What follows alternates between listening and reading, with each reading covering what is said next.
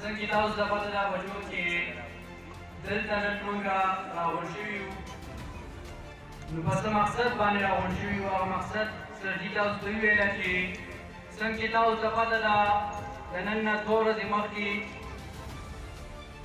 ډاکټر عبدالقدیر خان هغه وفات شو. الله تعالی دې هغوی وبخښي او امید لري الله تعالی په جنت الفردوس کې اعلی مقام ورکړي. وجوده ملک چې آزاد شوی دی دا په ډېرو قربانو باندې آزاد شوی دی. میندو د خپلو بچو قربانۍ ورکړي دي. ډېر ماشومانان یتیمانان شوي دي. ډېرو میندو خویندو د خپل عزت د بچ کولو لپاره خویانو ته ځانګړي دي. هر کله چې موږ ته دا وطن میلاو شو، هر کله چې پاکستان په 14 اګست 1947 باندې آزاد شو، نو هغه به ویل چې دا به ډېر عمرونه داسې قایم ونه ساتلی شي، دا به ختم شي. لیکن الحمدلله د هغه وخت لیډرشپ، د هغه وخت د خلکو محنت او کوشش څومره و چې نن موږ په یو ازاده خاوره باندې ژوند تېروو. دا زموږ د هغه مشرانو، د هغه کبیرانو محنت او کوشش او د هغو د قربانۍ هغه وسیله ده چې نن موږ په پاکستان کې ښه په ازادانه ژوند تېروو. هر کله چې دا ملک ازاد شو نو د دې لپاره بیا د دې د استحکام لپاره د نورو څیزونو هم ضرورت و، یعنې د دې د دفاع ضرورت و. کله چې هندوستان خپلې ایټمي دماغي وکړې نو پاکستان او د پاکستان خلک هغه ډېر پریشانه شو، ځکه چې هغوی به هندوستان به په موږ باندې یعنې انډیا به په موږ باندې موږ له دمچیانې راکولې. خو الحمدلله موږ هغه د دمچیانو جواب په ډېره ښه طریقه باندې ورکړو. او په 28 مئی 1998 باندې موږ د بلوچستان په مقام باندې خپلې ایټمي دماغي وکړې.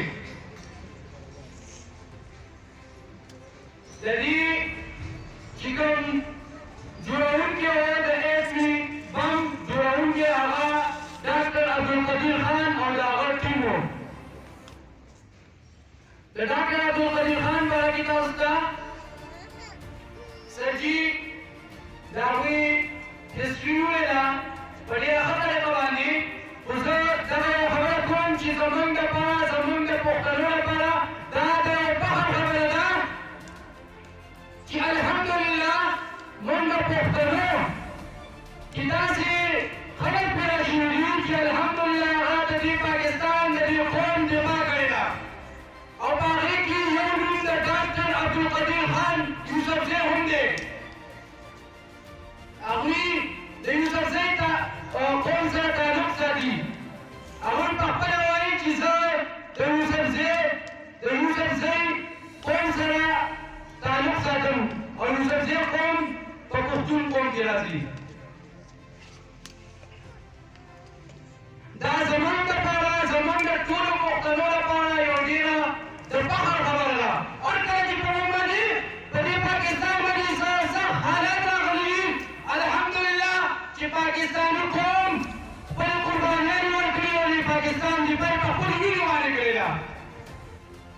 هغه یو شاعر وایي چې هر څه راته وایه خو وطن ته مې څه مه وایه، هر څه راته وایه خو وطن ته مې څه مه وایه، دا مې د اغیارو نه په زور مې ګټلی دی. ډاکټر عبدالقدیر خان الله دې د هغوی مغفرت وکړي. موږ هغه شان د هغوی قدر ونه کوو چې څنګه پکارو خو بیا هم زمونږ په زړه کې مینه د هغوی لپاره همیشه ده او انشاءالله دغه مینه به همیشه وي او انشاءالله چې مونږ به څنګه چې هغوی د پاکستان د دفاع لپاره کوشش کړی دی همدغسې به مونږ ټول د پاکستان د دفاع لپاره د پاکستان د ترقۍ لپاره انشاءالله مونږ ټول کوشش او محنت کوو. الله تعالی دې ډاکټر افضل خان وبخښي او الله تعالی هغوی له په جنت الفردوس کې اعلی مقام ورکړي.